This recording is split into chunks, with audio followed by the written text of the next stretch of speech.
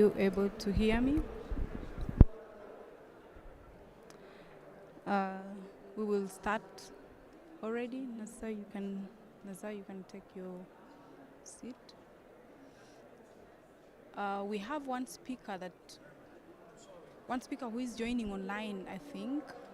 If you have someone called Poncelet, please let them in.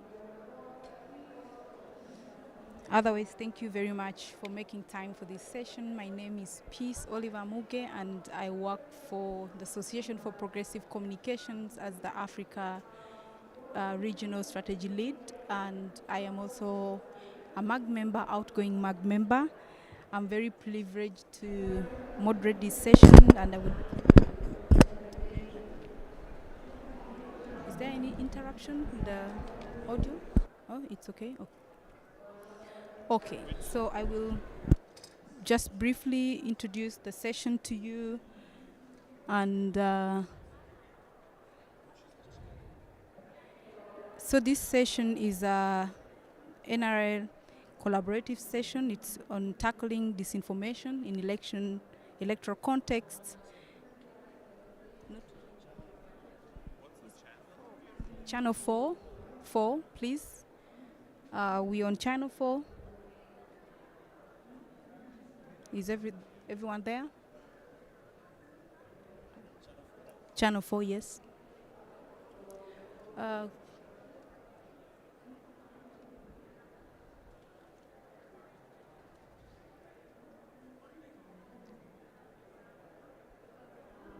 Channel 4, if you have just gotten in, please get yourself the gadget. And so yes, I just say that this session is tackling disinformation in the electoral context, and as you are all aware that this year has been called the year of elections. We've had several countries going through elections, and we know that during elections human rights is at stake, and we've had growing issues of disinformation during elections, and these are issues that put human rights at stake, democracy at stake. So this is a very important and crucial discussions to have, and so we are very happy to have you join here. We have distinguished panelists that you're seeing here. We should have one panelist joining online. And so this session will discuss a couple of issues. We'll discuss the role of different stakeholders, the role of social media.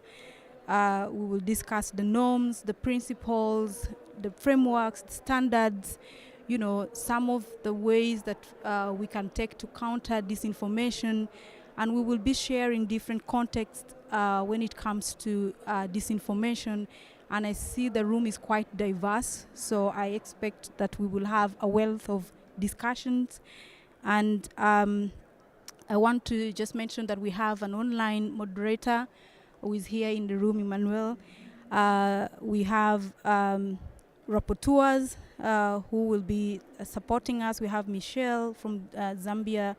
We have Umut, who will also support us with rapporteuring. And also big thanks to the organizers who are in the room, and some might not be here, who are the Asia Pacific Youth IGF, the Bangladesh, the Benin IGF, the Caribbean IGF, the Colombia, Eurodic, Gambia, and several others, South Sudan.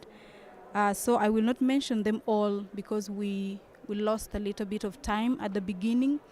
And I will come already to say that the panelists who are here, one who might join, we have Aisha, who will introduce herself later very well. We have Giuliano, you're most welcome. We have Nazar, who is here, and Poncelet, whom I just mentioned, that will join, and Giovanni. Thank you very much for making time. And so I think that we will already start our conversation. I am keeping fingers crossed that we don't have any technical glitches, and please just give me a note if you can't hear me or you're having trouble. And if anyone walks in and sits near you, let them know we are on channel 4 under tech. Please let people know that we're on channel 4. So since Poncelet is not on yet, I will come to you, Giovanni, and to open our discussions. And the question to you is, how have existing regulations addressed disinformation during elections? What are the practices, that balances combating false information with protecting freedom of expression? Thank you.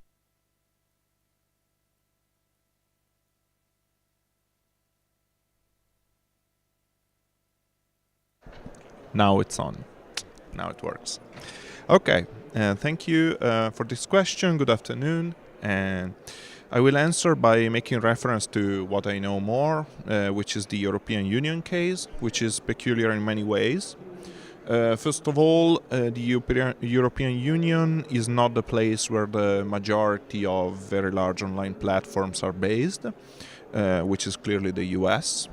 But the EU has at the same time always taken a very proactive approach when it comes to regulation. A common say in this area is that the US innovates while the EU regulates. Secondly, 2024 was the year when about a dozen European states went to the polls for a variety of national elections, from Spain to Finland and from Greece to France, but also when a European-wide common election, so to say, took place for renewing the European Parliament, the only elective body of the European Union, only directly elected body of the European Union.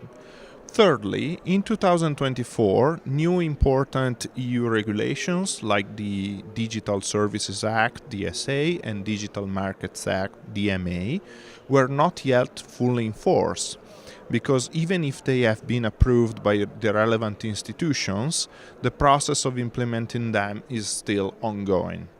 So they were not able to impact the electoral processes that took place this year. So how did the EU address the issue of disinformation in the crucial electoral year 2024? The main tool was the strengthened code of practice on disinformation, which was promoted by the European Union. The code was presented in June 2022, and it is a voluntary and co-regulatory instrument developed and signed by 34 signatories at the time of the adoption. Who are the signatories? Players from the advertising ecosystem, advertisers, ad tech companies, fact checkers, many but not all very large online platforms, civil society and third-party organizations. A few names: Meta, Microsoft, Adobe, Avast, the European Fact-Checking Standards Network, the European Association of Communication Agency, Reporters Without Borders, World Federation of Advertisers, TikTok, Twitch, and Vimeo. So all these signatories agreed to establish a permanent task force with the idea of ensuring that the code adapts and evolves in view of technological, legislative, societal, and market developments. The task force is a rare place where representatives from the different stakeholders have a place to exchange information, require specific action, and discuss the best way ahead. The code, therefore, is the key instrument of the European Union's policy against disinformation, and its two key characteristics are to be a voluntary and co-regulatory instrument. So, coming back to your question, the second half of it is how do you balance that with protecting freedom of information. And the European way, so to say, is to have all the relevant stakeholders around the same table and do not to impose any kind of direct intervention from the authorities on the specific content, but more to have a forum where, like potentially damaging cases or potential threats or things that need to be looked after are discussed, and then the platforms decide to take action or not. I'll give you a very practical example to conclude. The recent elections in Romania that took place a few days ago made the headlines in Europe and beyond because under the strong suspicion of foreign interference, they were annulled by the Romanian Constitutional Court, and the first round of the elections has to be redone. So during this process, basically all the stakeholders that were involved in the code decided to set up a rapid response system. What that meant was that there was a mechanism through which all the, I don't know, like a fact checker or a civil society organization could say, look, in our day-to-day work, we noticed that this particular suspicion activities happened in this particular social network platform. So now it's up to you, my dear social network platform, to check if that this particular phenomenon violates the terms of use.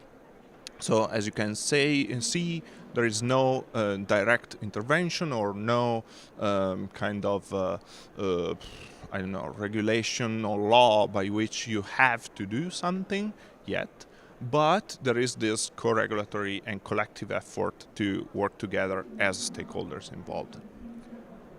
Thank you.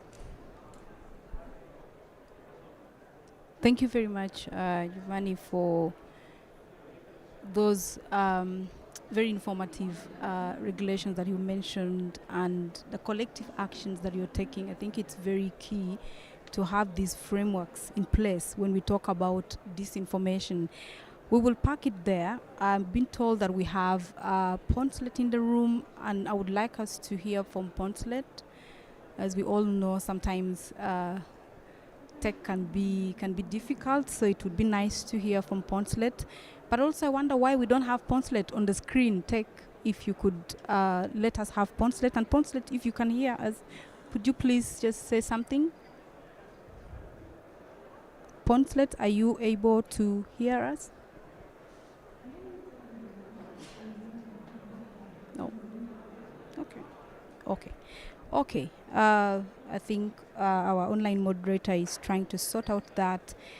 And then I will come to you, Aisha. We've had what Giovanni...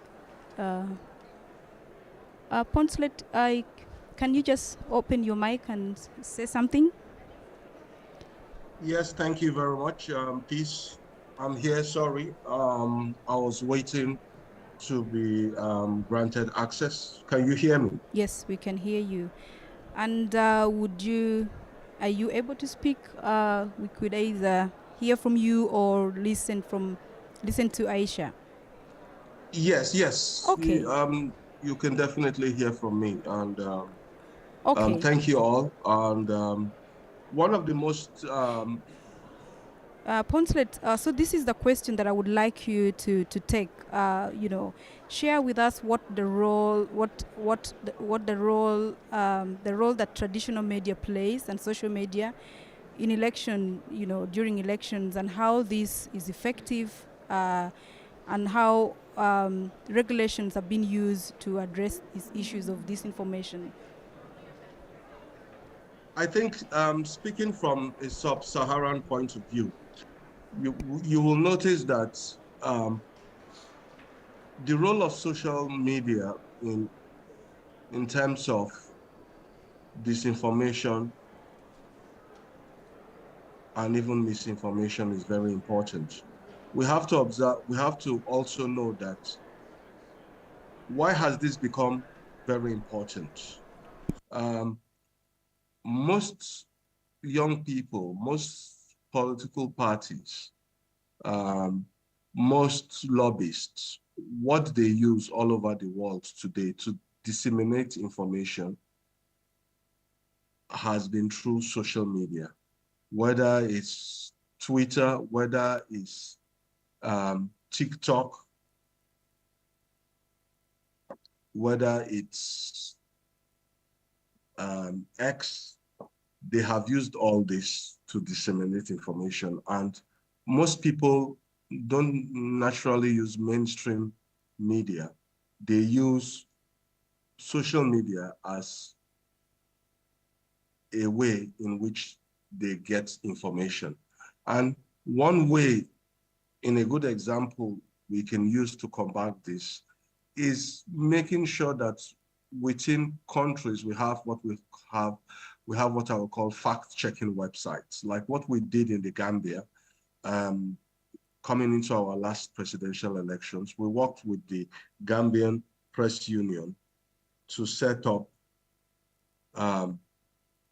what I would call a fact-checking website that was supported by UNESCO. So UNESCO has always been a good agency in supporting a number of countries to setting up fact-checking websites. And it's important that you have to have a bottom-up approach in training journalists at grassroots level, especially journalists working at community level using community radio, and how they can work with various fact-checking websites to be able to do this. Unfortunately, I don't know why my camera is not coming on. It's showing here, but this is the little intervention I'll make for now, and I'll take any other question. Thank you. Thank you very much, Poncelet, for your intervention and sharing. Like Giovanni also talked about the fact checking, how that is important, amid election times and when there are widespread disinformation. And also you mentioned how social media is an important tool, that people use to access information, and also it's the same tool that is used to spread disinformation. I will still park that. We will park at that, and I would like to hear. Yes, we can now see you in the room, Poncelet. So, Aisha, I will come to you.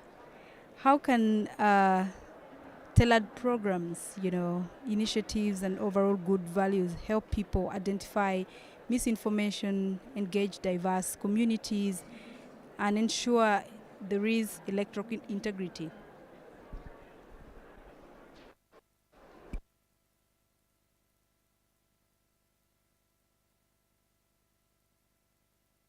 Test.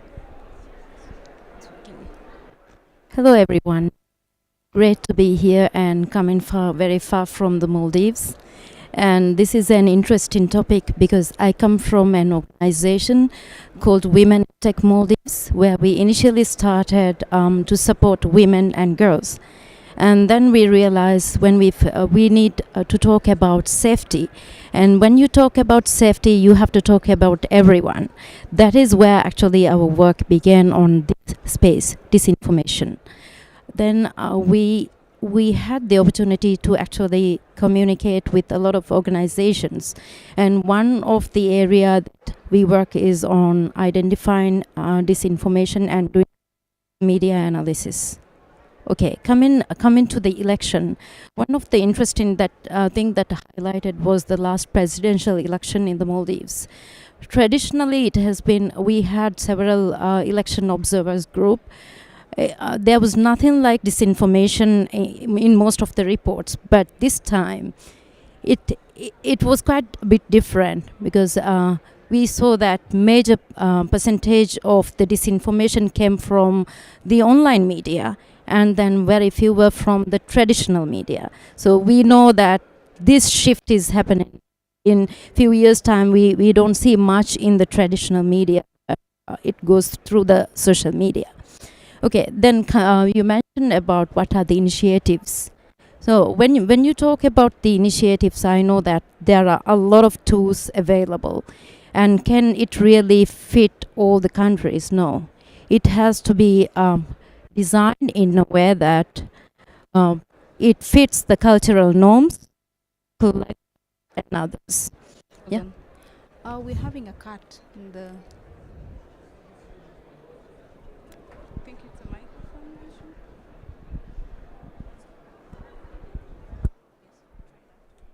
Okay, sorry about that. I hope you've heard some of the my words. Okay.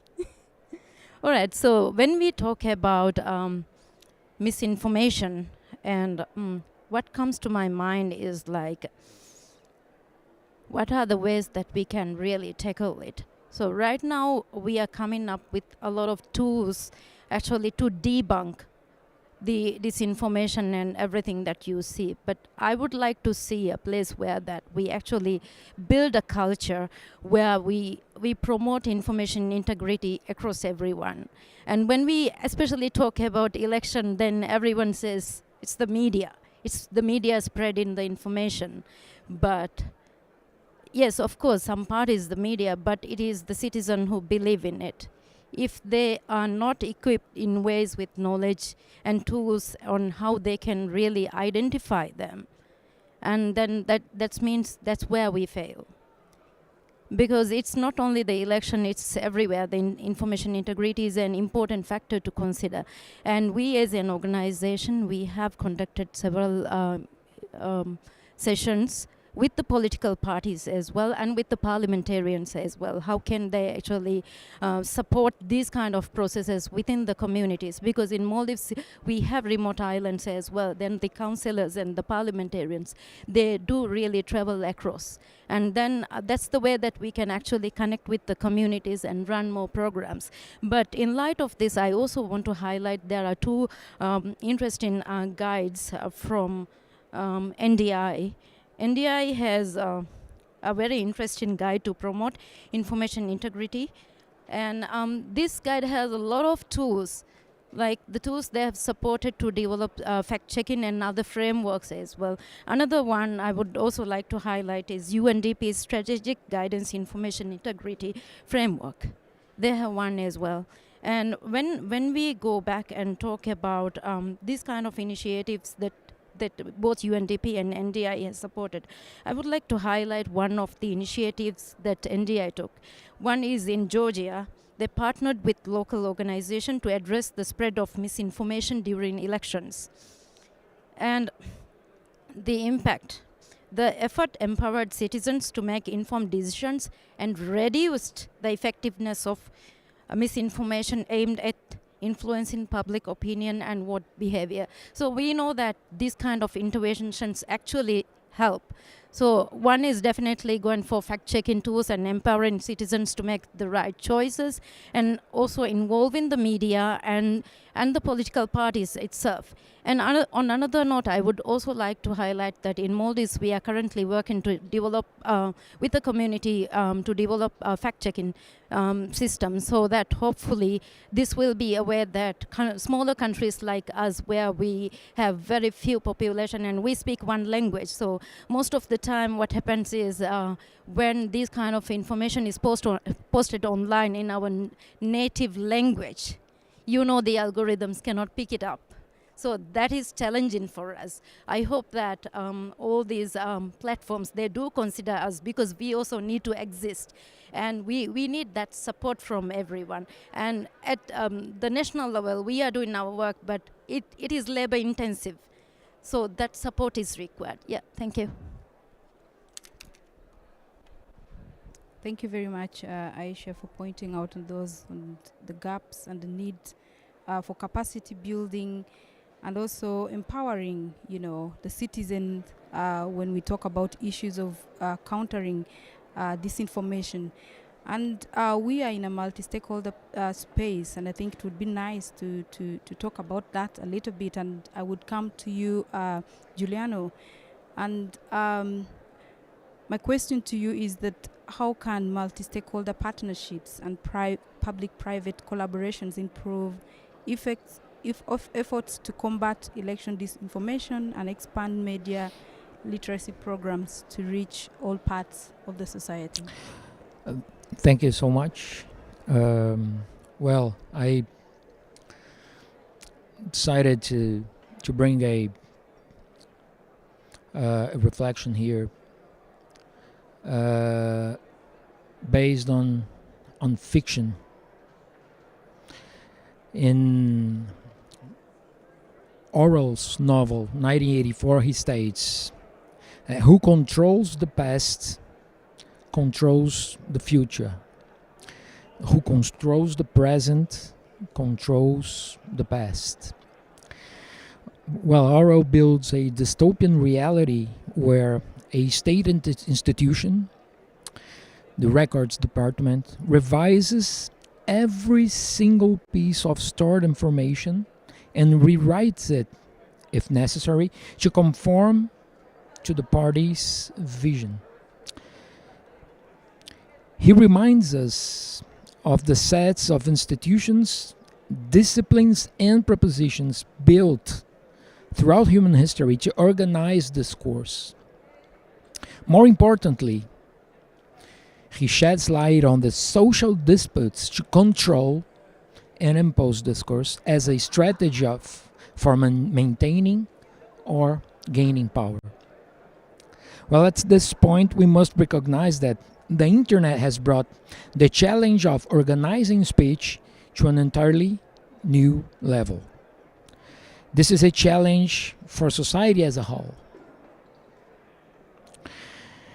In this sense, I understand that multi-stakeholder spaces are especially important to foster social arrangements capable of dismantling a highly developed industry, the disinformation industry. At CGI, we have been working on the production of principles and guidelines to combat disinformation. And I guess what happened in 2018 in England was like a trigger to promote debate at international level on disinformation. Despite that, in 2017, the United Nations signs a declaration on freedom of expression, fake news and disinformation. In the same year, European Union sponsored a first major study on disinformation, information disorder, towards an interdisciplinary framework to research and policy making.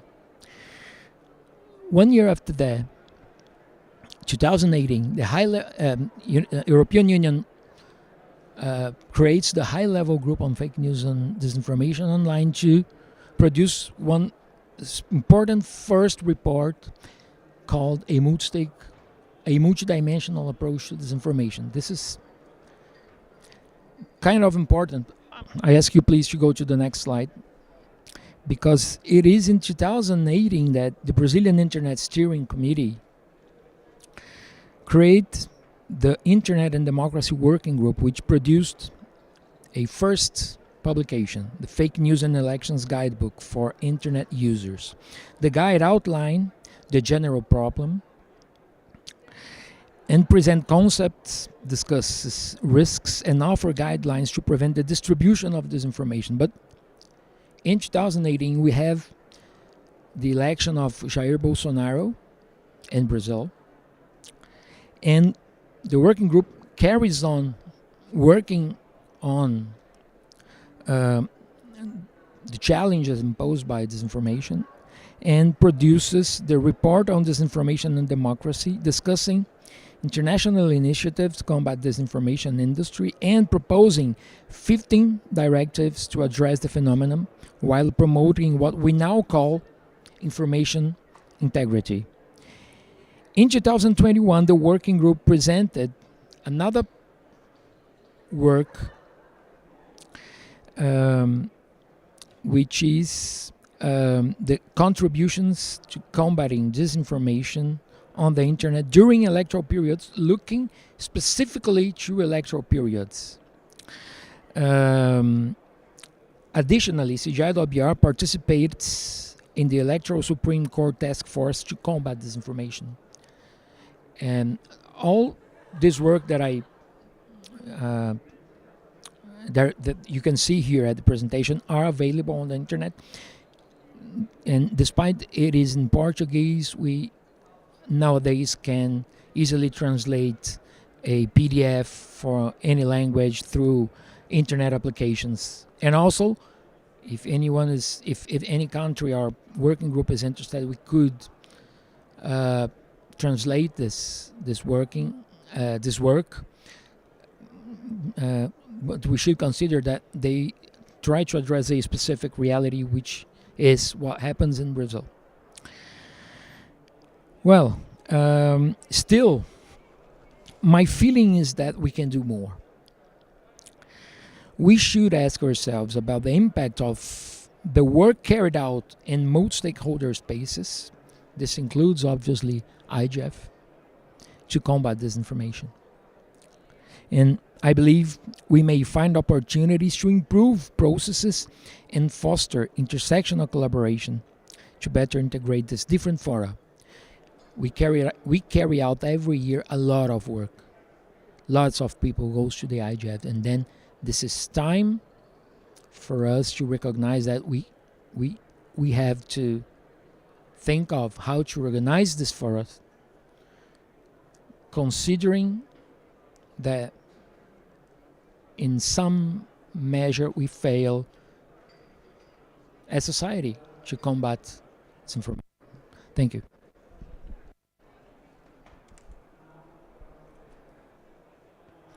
Thank you very much, Julio, for that. And I think you share the need for research, and harmonizing strategies and efforts and embracing collaborations.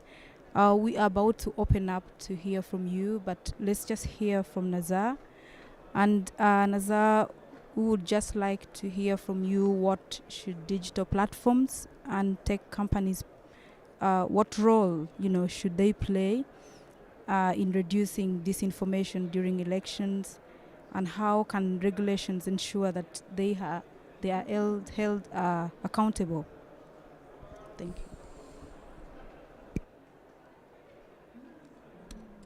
you. Thank you for posing this question. Can you hear me? Okay, thank you so much for organizing this. And my name is Dr. Naza Nicholas Kirama from Tanzania. And before I answer that question, I would like to take us to a little background in terms of why is it we are discussing about misinformation in the electoral context. It is because the elections have an enormous power either to put people in power or to disempower candidates. So it is a very fertile ground where the misinformation, disinformation, fake news is attracted. It is like a sort of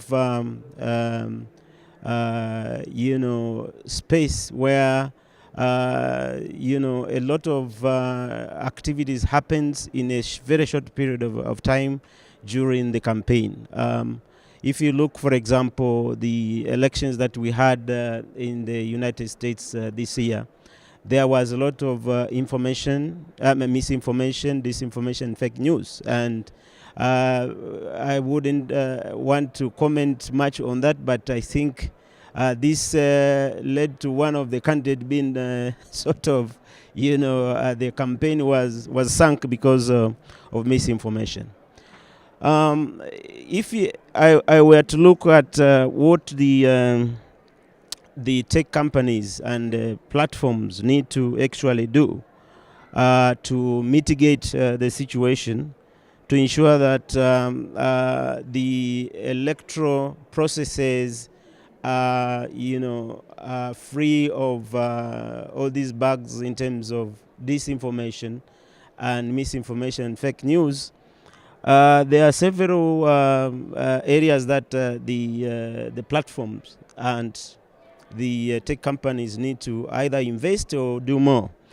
Number one is actually being proactive in terms of content moderation.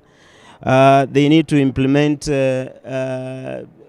advanced algorithms that will actually flag and detect, flag, and any misleading information, so that people who are going to elect a candidate can understand that this information is the right kind of information from the campaign, or from which is being put out there.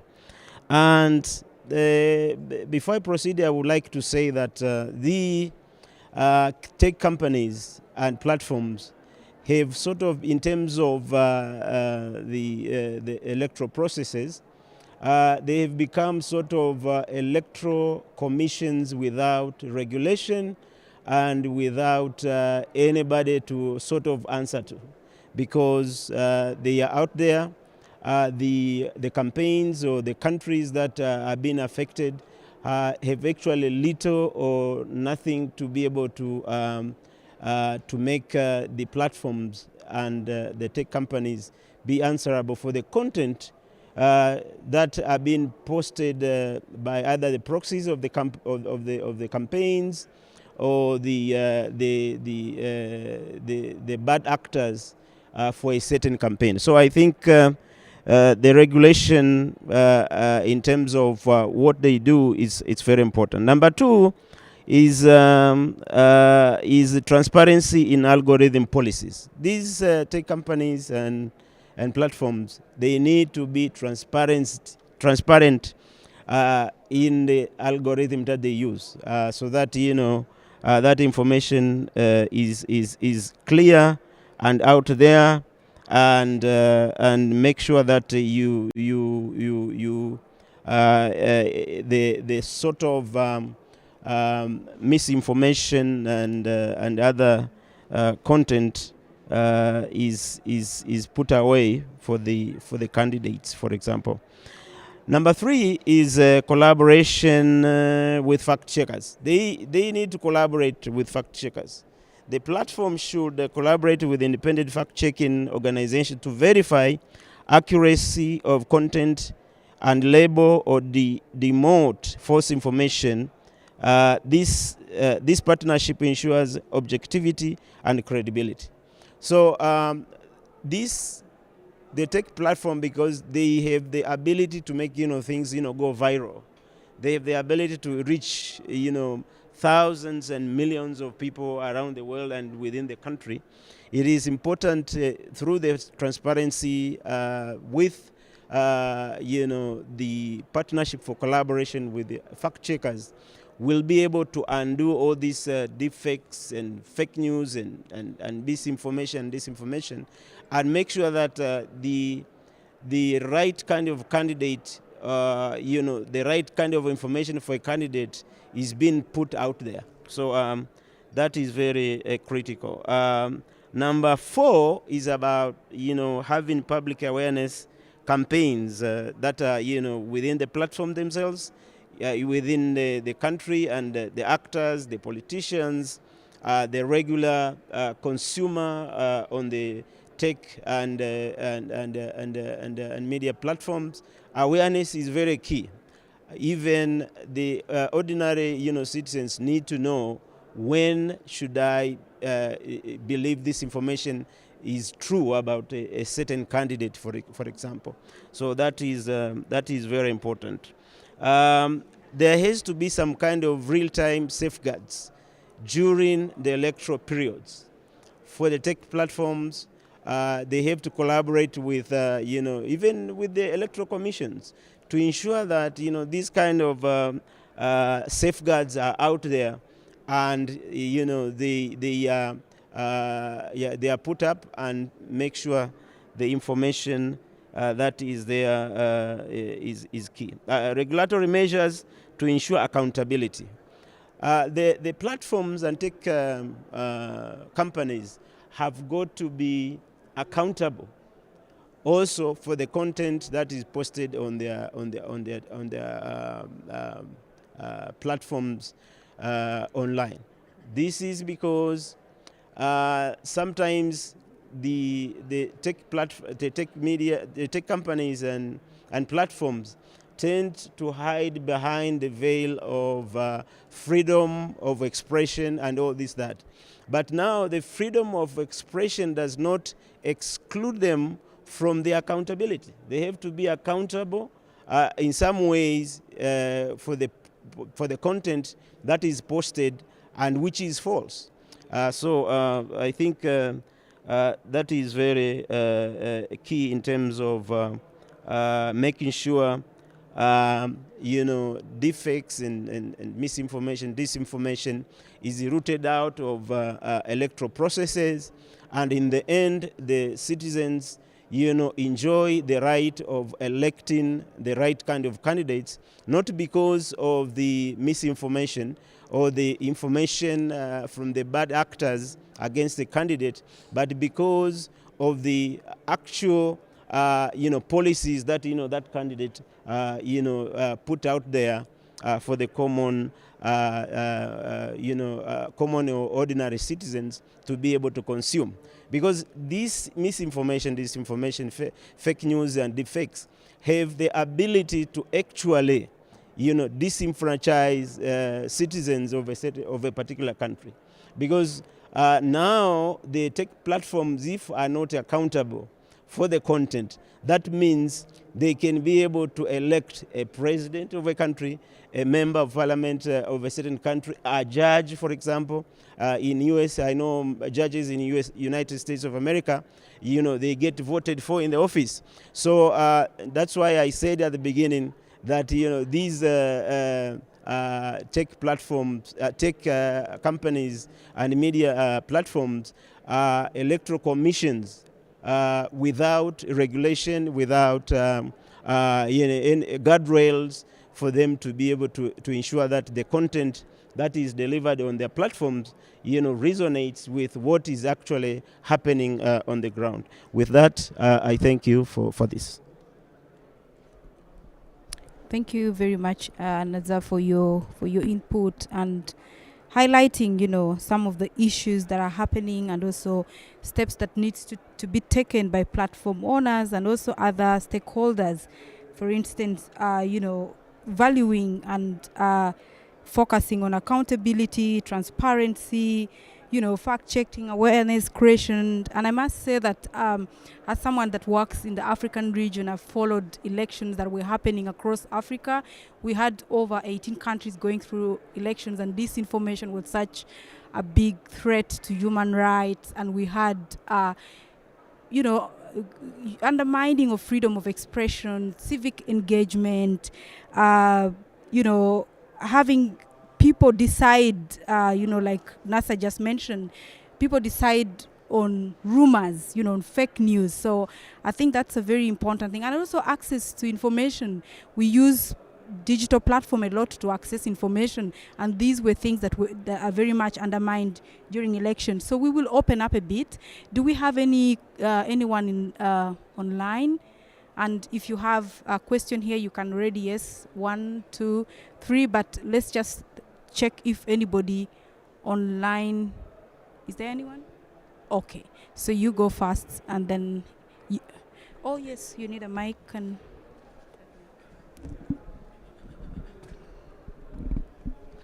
thank you so much. I have a question for Giovanni. You spoke about a platform, an inclusive platform, that is more or less saying if the misinformation, disinformation impacted the result of election. Are their conclusions binding for the decision makers? Because decision makers may be interested by the election. They may be candidate. The government, the sitting government may be also candidate for the new term. So is this platform, the conclusion of this platform, binding for the decision makers?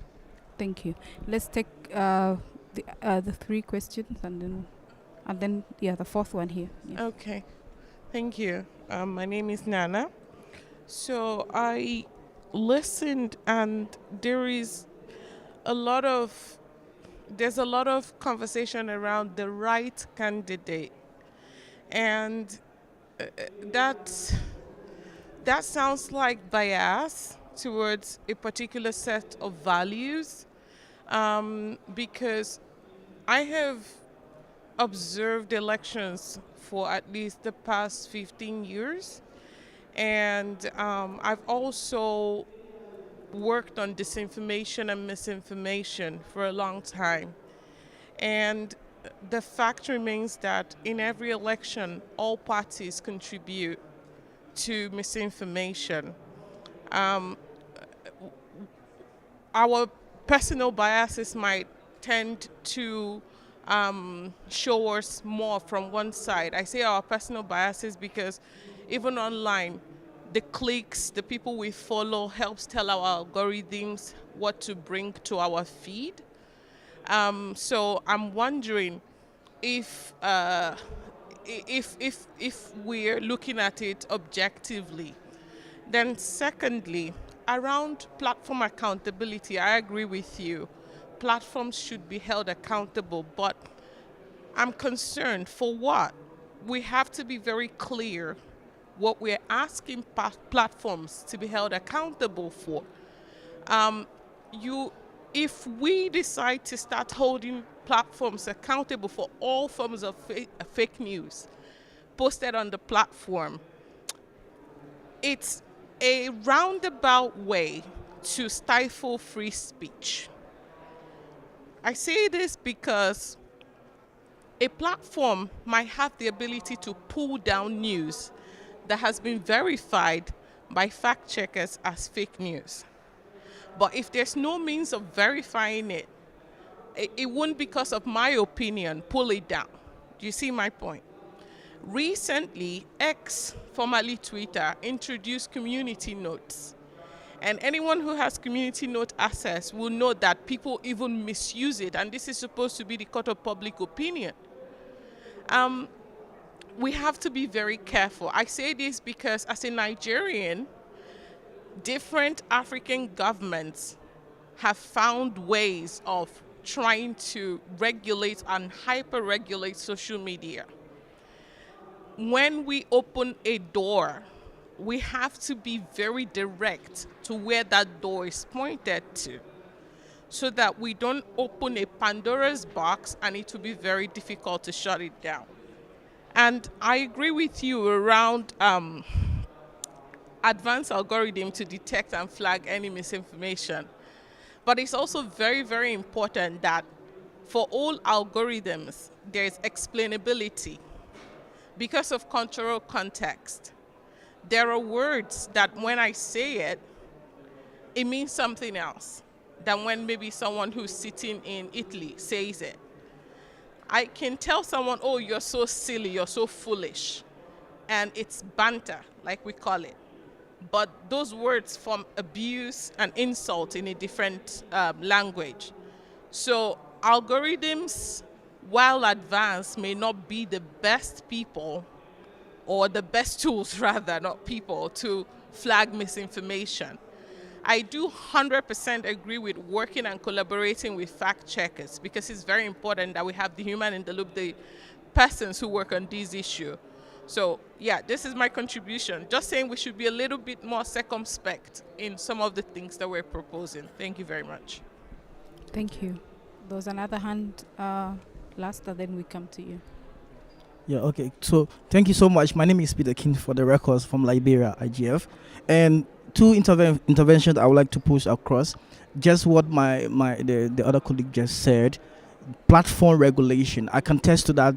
Like platform like in Meta, I work with them on something similar to that, based on election content that is more of misinformation or disinformation. So in terms of electoral content, they are doing something in terms of regulating content that, when reported, that is not been fact checked, they pull it down based on the fact that, yes, this is someone locally that is flagging this particular content that is not of truth. And then the other issue is, in terms of electoral context with respect to disinformation, I think there is a need for consistent and sustainable national civic education, because basically you tell your local story better than anybody, and constantly in a sustainable education nationally will help to shift misinformation or disinformation in the electoral context. These are my two interventions, please. Thank you. So there's a hand behind. Since the mic is close by, let him take it there, and then you have it last. Thank you for understanding. Thank you for this. Can I move? Can I go on? Panelist? Yes, please. Yes, please. Okay. I'm Kosi. I'm a student from Benin. From my understanding, it's not normal to say platform will be responsible for my information put online. If I put something online, it's supposed to be response on that. It's supposed to respond on that. Platform can anytime, if government requests information, platform can share my name and the information I share on each platform. It's very important for everybody to know that. Because information is freedom. I know information I'm sharing is to do something. It's for informate. But it's for destruction. I'm supposed to respond on it also. That is very important to do. But all the platforms we have now are doing their own regulation process. We will let them do it better. Thank you.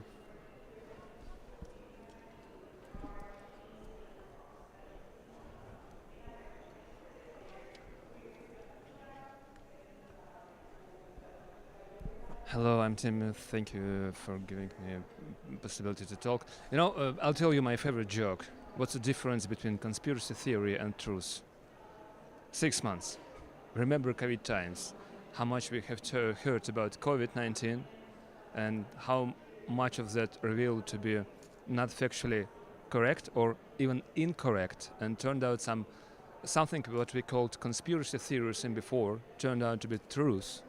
And here I want to highlight the fact that we should be especially very precise on what we mark disinformation or misinformation or even fakes, especially when we are talking about elections, because as it was mentioned in before very correctly, elections are not about like fact-checking. They're about like a political battle and political bias where all the parties, directly or indirectly, basically fueling the misinformation narratives in the media landscape just to win. And sometimes they are supported by an establishment and authorities in power because they just want to sit this chair another 4 years. It's obvious. So I think we should be very precise here. And what to tell you more about this? Say, we have established it like a fact-checking association here in Russia, not here, there in Russia, with the intent to share all the possible experience we have for fighting fakes and disinformation, and moreover to share our tools and platform absolutely free on absolutely open basis. There is even a tool to detect deep fakes. So you basically upload a video and it highlights a special, it runs up a special scene in this video saying that this possibility of this, like some face of being deep faked, is like 70% or 80 or 97, whatever. So I advise everybody to be especially very precise of what we label fake or not, understanding that political fakes and electoral fakes are most of the time it's a battle of trying to somebody get some more power, not to get some to some truth point. And remember lessons of COVID-19, where lots of conspiracy theories and even like lines for which people were persecuted and sometimes fined or even jailed turned out to be absolute truth. Thank you. Thank you. We can. So let's give the panelists time, and Giovanni will come to you first. Thank you. So I'll answer first of all to the question from the gentleman in the second row. So talking again about how the thing was framed in Europe, I have to be very clear that the occasion when a candidate said something that is false is not something that was addressed by that is addressed by the task force. Absolutely not. Neither the task force nor the code of practice on disinformation nor the European Digital Media Observatory, of which I'm a member, none of these entities and in no way the general way in which the thing is framed in Europe, they have any interest in framing the political debate or in labeling political expression in any sense. So all the candidates in Europe can say basically whatever they want, and there will not be any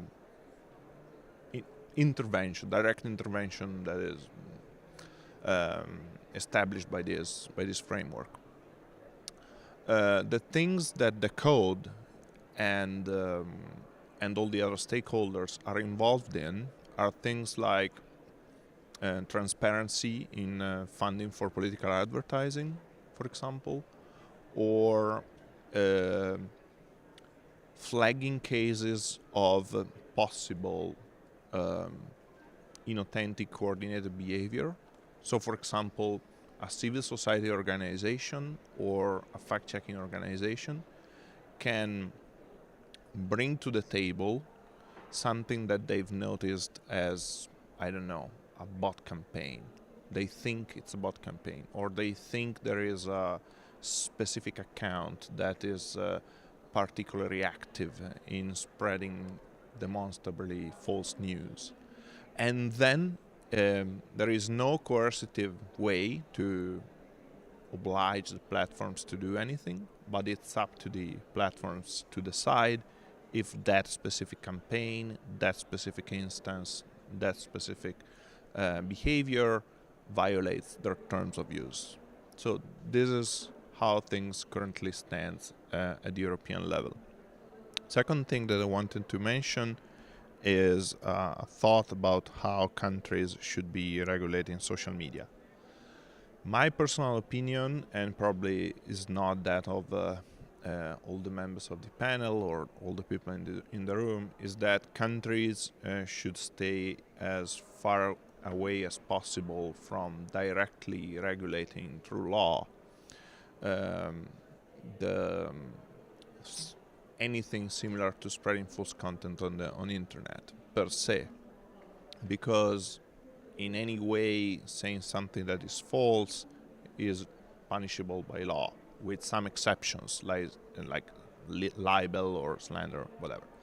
But generally speaking, freedom of expression has to be the most important value that is. At the same time, though, I wanted to point out that basically no human platform or way of communication is completely unfiltered, or if they are, doesn't turn very soon into something that nobody, sane of mind want to be in. Of course, we currently, in all the countries that I know of, put strong regulations in some parts of. So unabated free speech doesn't exist. So in terms of what we should do when it comes to disinformation, my personal idea is that something like labeling is probably the best thing to do. So fact-checking, in my opinion, is not... Thank you. You're very kind, helping me out with this. Fact-checking, in my opinion, is not kind of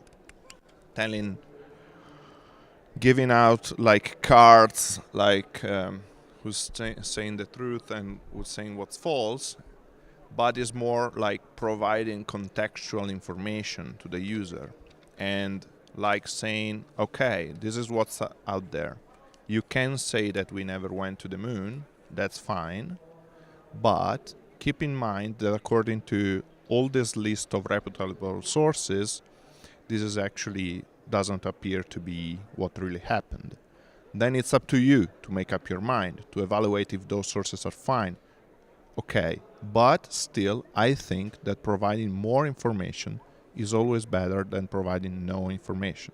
So this is just my personal opinion. And with that, I shut up. Thank you very much, Giovanni. Juliana, you want to take some questions? Yes. Yes, thank you.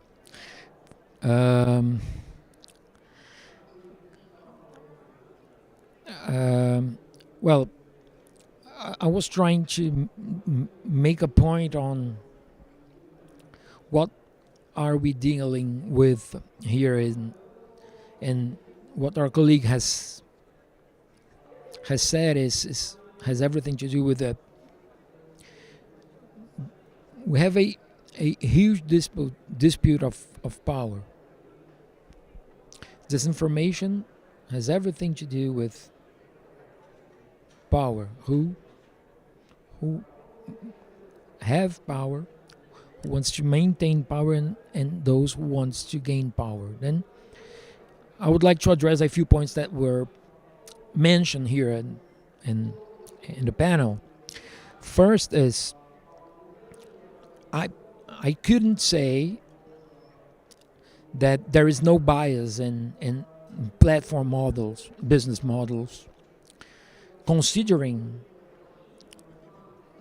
who has been in the last 10 years gaining power around the world. So in Brazil, in Europe, and the United States, in many other countries in the world, we can see the extreme right groups gaining power in Congress, in media. I mean, it's not just political power, it's communication power. Then I guess that we have a relation between the kind of business model that are established in digital platforms and the advancement of some political views. There is bias. It's biased, and we cannot just imagine that there is no bias. This is important because we can try to address or try to investigate where this money that finances the industry of disinformation is coming from. And this is very important. Follow the money is one of the things that we have to do. We cannot shut blind eye on who is financing disinformation. Second point is I wouldn't concern with the excess of regulation at this time, because any regulation is so difficult to get.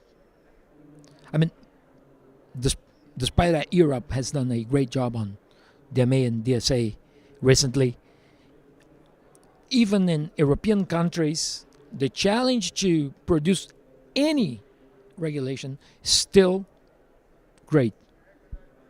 And in Brazil, we have no regulation, no platform regulation at all. And this is a fight that we are trying to face, and it's very hard. Of course, that we should consider that regulation for the digital era should be based on principles. And I would like to bring another principle. I like very much the idea of trusted flaggers that my colleague here has brought. But there is a principle which lies behind the European regulation, which is systemic risk. This is very, very powerful because it is difficult to establish specific kinds of content, to believe that we can, through algorithms, find what is wrong and what is right, or what is true and what is conspiracy theory. We will not do this, but we can hold companies accountable for the systemic risks they are putting in place in society. This is I believe that we can find a fair equilibrium to regulate content moderation through this principle of systemic risks. And there is a name for this in Portuguese. I'm trying to remind what's the name, and the name that this principle is been used in some regulation, but I forgot now. But it's something like duty of care or something like this. And this is quite important, yes, I would say. And finally, to finish, I would like to promote this consultation that we have done in Brazil, and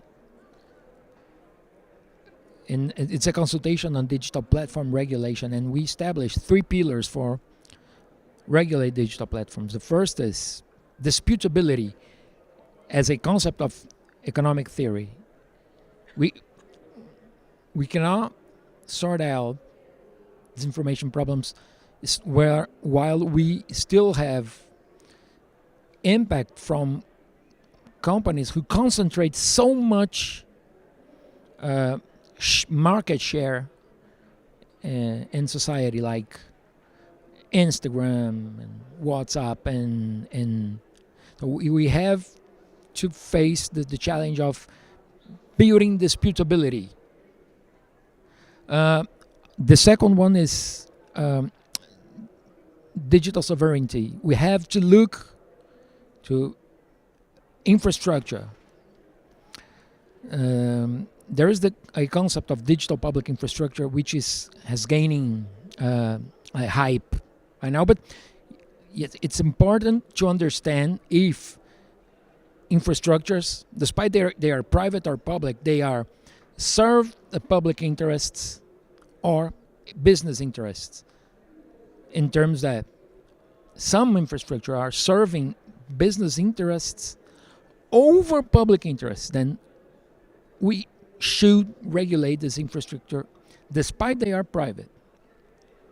And to finish, we have to regulate content moderation, and I guess this idea of systemic risk is a good idea for we start discussing what kind of regulation we want in different countries. Thank you. Thank you, Len. Let me just check if Ponslet wants to intervene. Is Ponslet still online?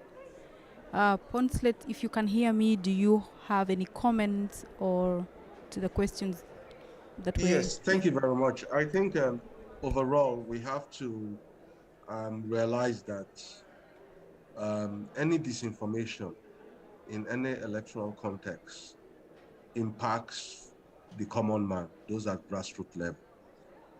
So whether it's platforms, whether we use fact-checking sites, the most important thing is advocacy for communities to know how misinformation can affect and disinformation can affect their lives.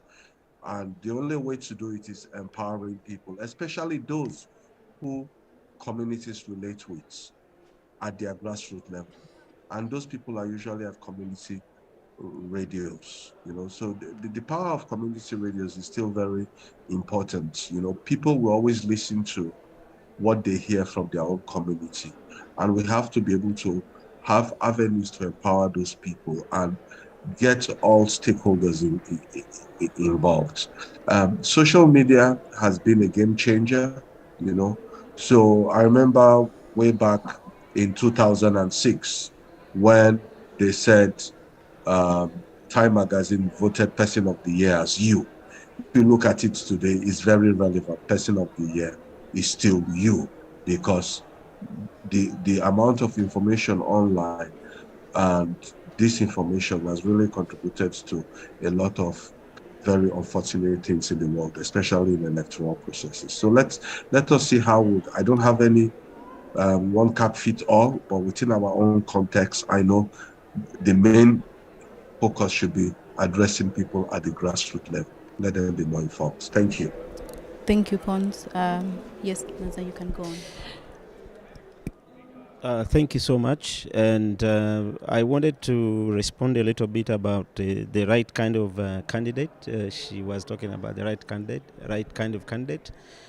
I was contributing that from the perspective of the equal level of information, for example, about a candidate. It's not the right candidate, the right candidate that is ideal for that post. I meant that when one candidate, for example, is there is a mis or disinformation against another candidate, the chances are that the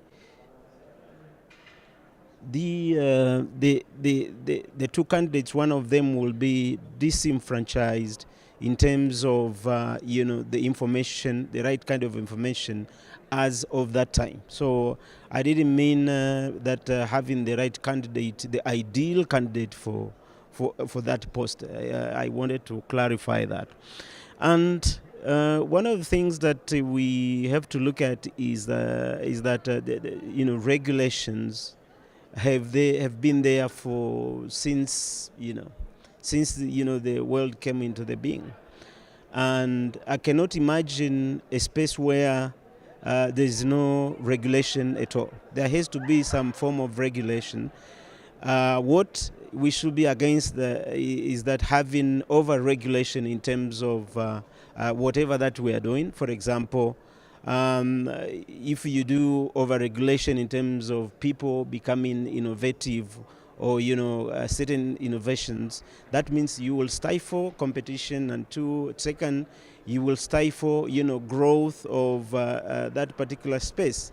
So I think regulation, transparency, having people being accountable, it will make the space a level playing field where everybody can be able to interact and have the right, for example, to have your content read, and also have the right for not anybody to stumble on your feet, on your toes. I think that is what we are looking at. We're not looking at making sure that for example, all these tech companies or platforms they are banned because of the content that is posted by the end users. So I think there has to be some kind of regulation, because just imagine if I walk into this room naked. There's no regulation that has been written on the door that you can't walk here naked. But if I walk here naked, people will go like, So I think we have to have some form of regulation. And these regulations have got to be facilitative regulations. They have to facilitate the tech companies as well as the platforms do their stuff. People read the stuff. But now when they cross the line, the red line of allowing their platform to be used, especially for disinformation, because the disinformation is intentional, unlike, for example, the misinformation.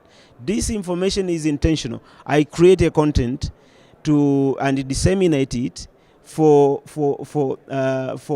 me to disparage, for example, your personality. If you are a candidate, I say this guy is a rapist, for example, but the guy is not a rapist. If that content continue to be on the platform, the impact on the end users will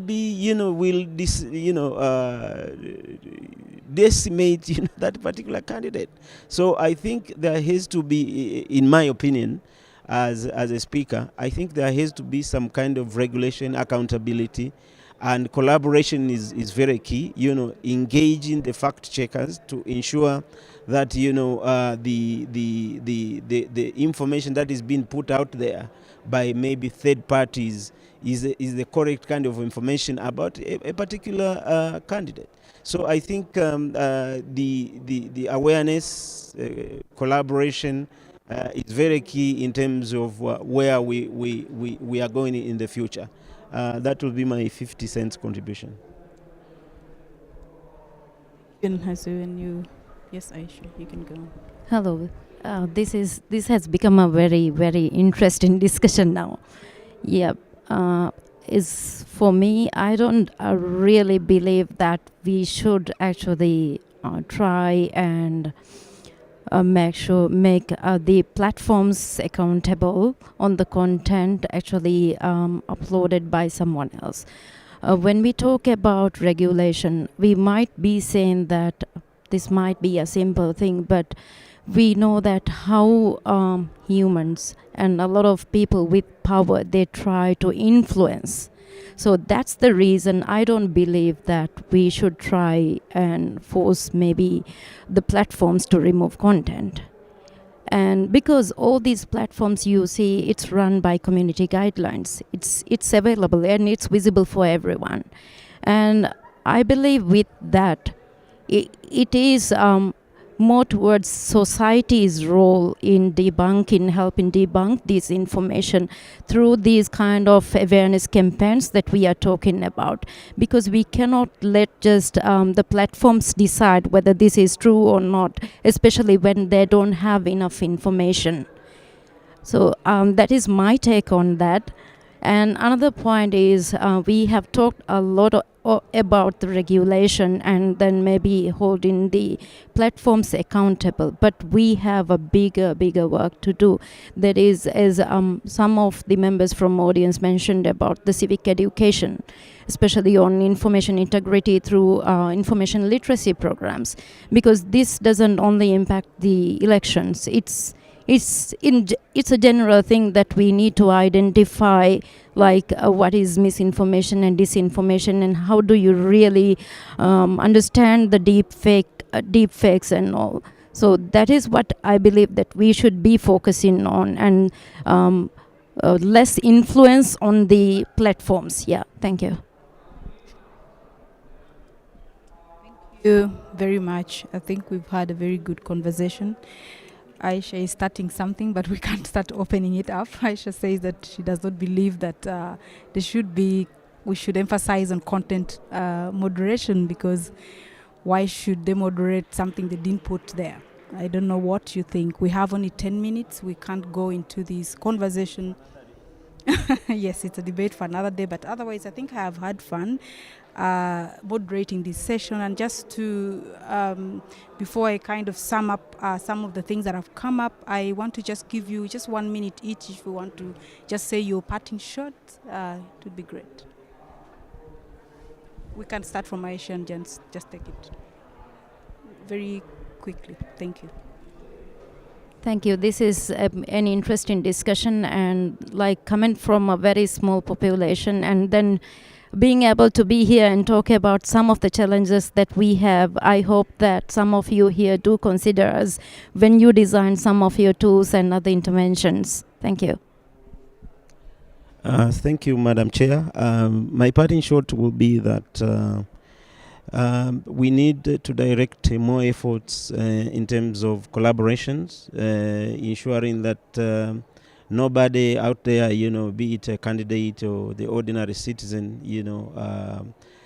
become impacted by the disinformation. Whether we deploy facilitative regulation, or we bring debate in terms of dialogue with the platforms and tech companies on how they can root out the scourge of disinformation. I think that is important for all of us. I think the awareness, making sure we mitigate from the end user perspective is very key as we move forward. And I wish you all the good luck in terms of where you are going. I hope you will embrace awareness and fact-checking, platform accountability, and facilitative regulation. Thank you. Well,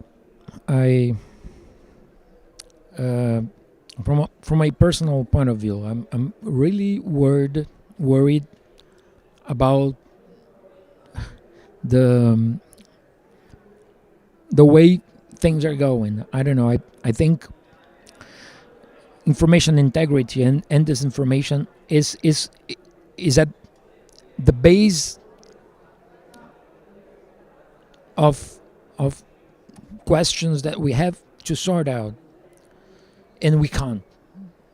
Like, it's not only sustainability, environmental questions. The online people cannot hear. Yes, just to finish, but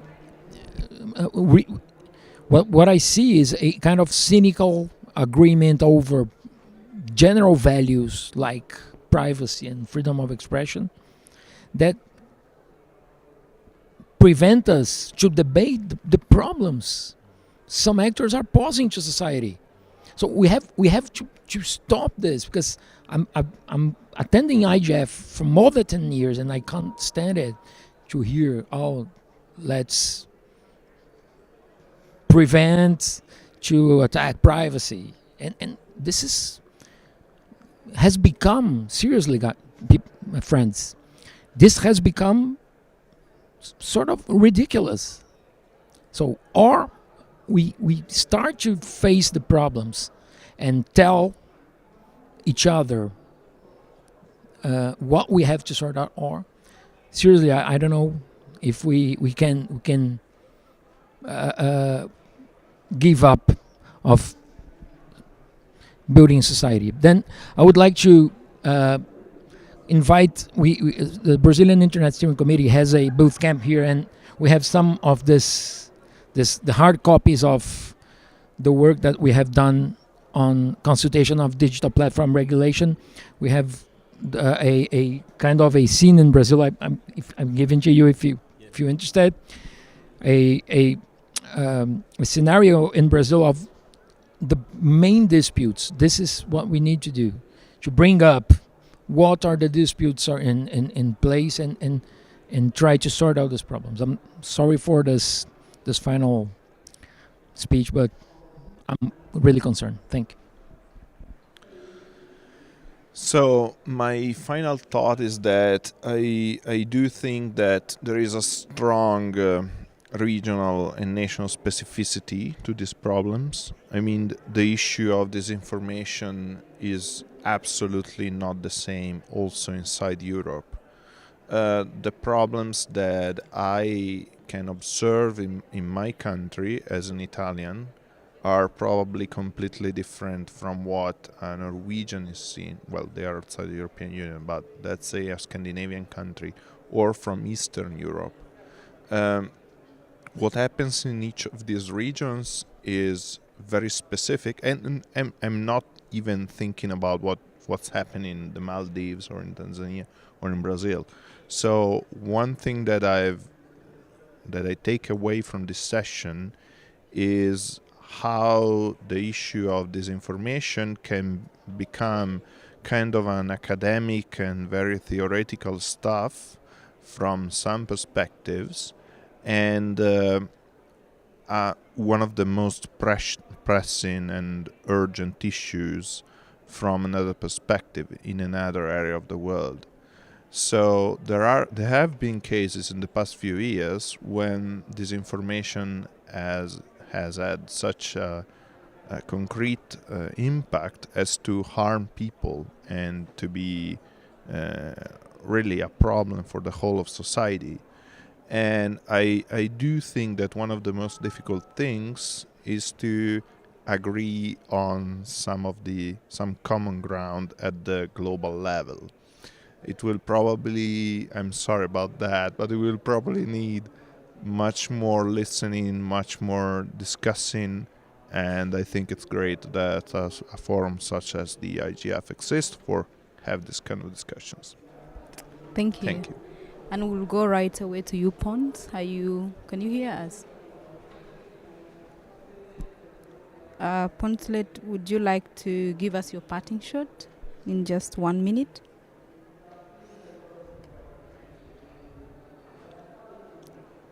No? Okay, we just have 2 minutes, and usually I have a thing of not going beyond time, so I don't want us to push this further. Thank you very much to the panelists, and also to you for your comments and input to this discussion. I think it was great. I think some of the things we talk about is definitely public awareness, capacity building, collaborations and collaboration synergies, harmonizing, our efforts, and also acknowledging the different contexts that we have, regulations, multi-stakeholder approach, and, encouraging and promoting fact-checking. I think we had a great session, and thank you all. Have a good evening and the rest of the IGF.